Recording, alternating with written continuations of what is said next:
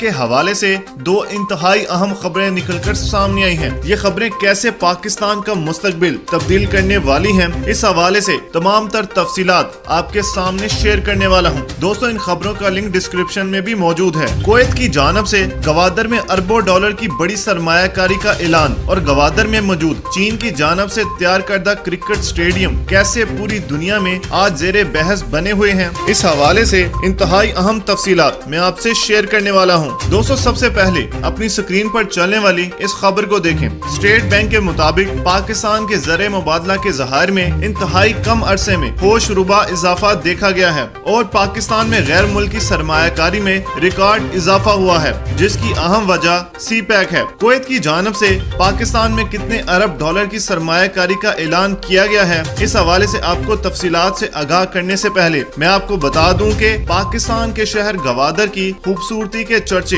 اب پوری دنیا میں ہو چکے ہیں۔ چین کی جانب سے گوادر میں تیار کردہ کرکٹ سٹیڈیم کی تصاویر ایسی وائرل ہوئی کہ آئی سی سی نے گوادر سٹیڈیم کو دنیا کے سب سے خوبصورت سٹیڈیم کا اعزاز دیتے ہوئے لکھا ہے کہ گوادر سے زیادہ خوبصورت سٹیڈیم کہیں ہے تو سامنے لایا جائے۔ دوستو، دوسری خبر کچھ یوں ہے کہ آج کویت کا اعلیٰ سطح کا سرکاری وفد پاکستان پہنچا ہے۔ اس حوالے سے کویت کے اخبار دی کویت ٹائمز نے لکھا ہے کہ کویت گوادر کے سمندر میں واقع جزیرے جسے اسٹولا آئی لینڈ کہا جاتا ہے، وہاں عالمی معیار کے ہوٹل تعمیر کرنے